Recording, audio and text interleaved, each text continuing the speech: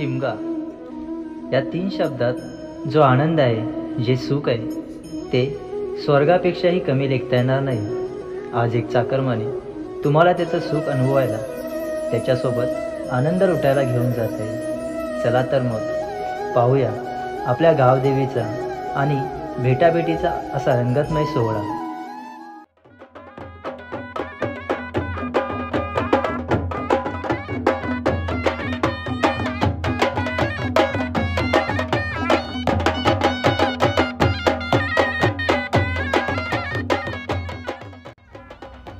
जशी एक आई आपल्या लेकराला भेटायला, त्याला पाहायला जसे तिचे डोळे आसुसलेले असतात, तसाच हा आपला चाकरमानी 12 महिन्यांनी आपल्या देवाला, आपल्या देवीला पाहणार, तिला पालखीत बसून अंगाखांद्यावर खेळवणार।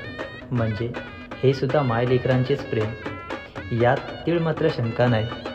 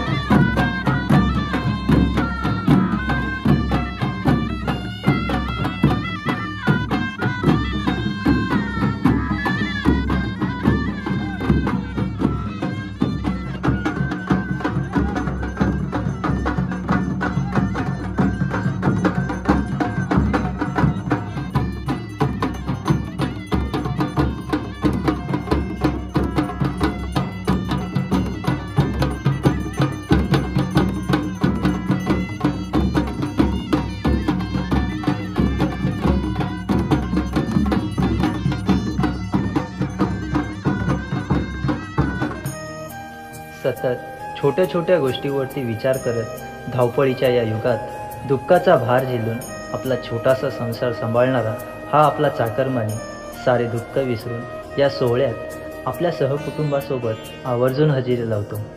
कारण काही का होईना आयुष्यभर खूप मेहनत कष्ट करत राहणार आहोतच, पण त्यासोबत आपली संस्कृती, परंपरा ही वडिलोपार्जित संपत्ती आपल्याला मिळालेली एक देणगी आहे आणि ती सदैव टिकून राहावी। एकमेकांमधील भावबंदिलकीचे नाते, मैत्रीचे नाते, प्रेम भावना यांची वाढ व्हावी आणि आपला समाज सर्व गुण आणि आनंदाने एकत्रितपणे टिकून राहावा, हाच यामागील हेतू असतो।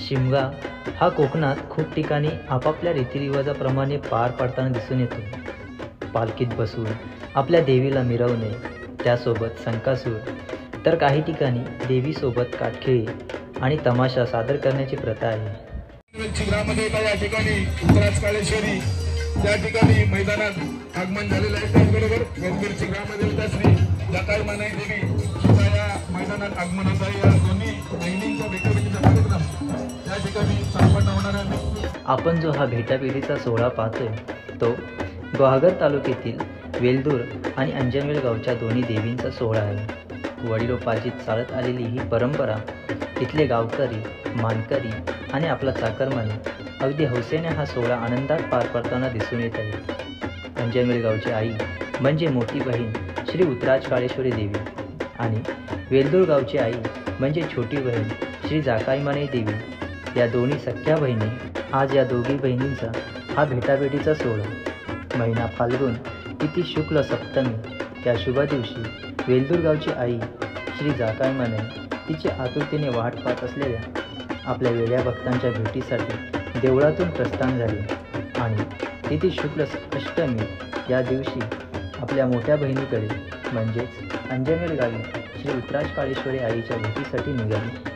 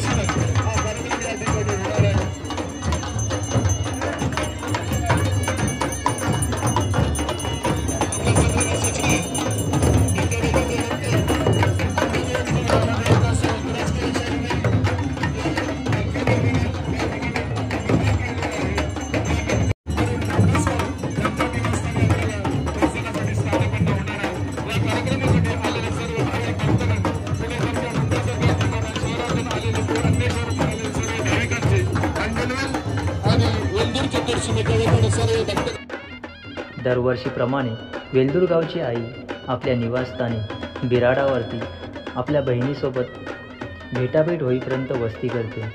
7 दिवसाच्या कालावधीमध्ये दोन्ही पालख्या या पूर्ण अंजनवेल गावी प्रत्येक घरोघरी जातात. वेलदूर गावचे मानकरी हे अंजनवेल गावच्या बिराडावर माघारी जाऊन भेटाभेटीची सर्व बोलणी करून सर्वजण एकत्रितरित्या पूर्ण तयारीला लागतात.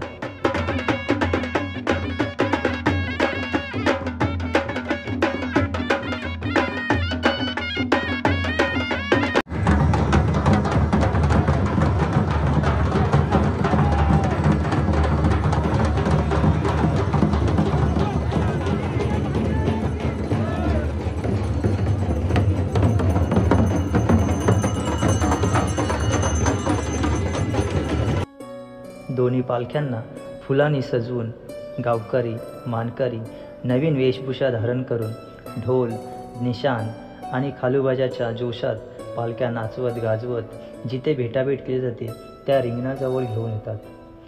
तुम्ही जो पाहताय तोच तो हा क्षण.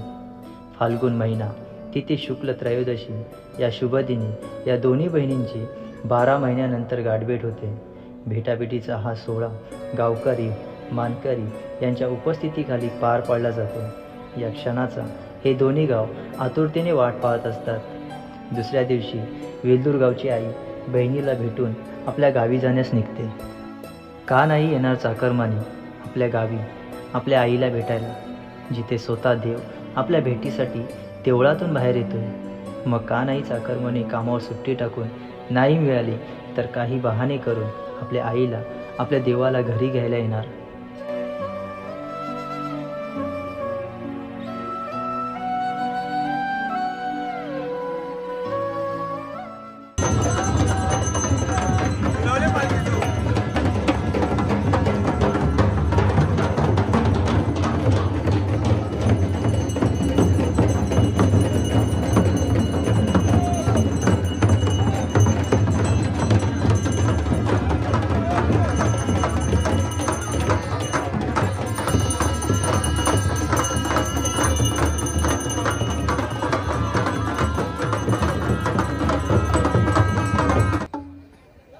हॅलो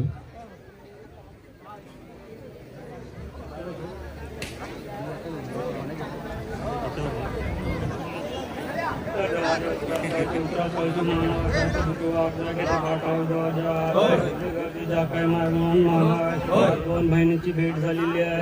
भेट झाली ती मान करून घे. चूक झाली असेल तिला भाल करून, मुलांची चूक झाली असेल खेळ्यांना भाल करून, आपली चतुर्सीमा सांभाळून राजे खुशी सुखा संतोषान विमाने श्वासान कोण मोड तोड करील तुझा काढून दे. आज मुंबई करायत मुंबईला देशी परदेशी हाराय ताराय तात्याय धामाय पण कृपा करून त्यांचा नोकरी धंदा सांभाळून घर संसार सांभाळून कोण तोड करेल भाकालून दे तुझ्या माहेर होसमी माहेरी येतील जातील तुमच्या वेळी तुला आत मारतील त्यांच्या आटेला उभी राहून त्यांचा घर संसार सांभाळून नोकरी धंदा सांभाळून कोण मोड तोड करेल भाकालून दे गावात नेहमी धाम येते आम्हीची समजी घालून आम्हीला रवानी करून कोण मोड तोड करेल तुझ्या भाग करून दे घात बुरास वासरात कपारी फिरतील अनावनात चरतील आपण चांगलीन बनून दावर आणून कोण मोड तोड करेल भाग करून दे घात मुलायत माणसं आहेत आणि स्वारी जातील येतील फिरतील बोलतील चालतील बसतील खेळतील कोण कृपा करून धंदा सांभाळून घर संसार सांभाळून कोण मोड तोड करेल तुझा करून दे आज 2 बहिणीची गाठी भेटी झालेली आहे गाठी भेटी झाली ते मान करून घे चूक झाली असेल हे लाभाल करून खेड्यांची चूक झाली असेल खेळण्याचा भार करून सीमा सांभाळून तुझ्या धीरावर तुझ्या बळावर मोड तोड करील दाबानी लावी आपल्या ते जाण जीच्या जापान कडचा गोट असेल इकडे बघन 2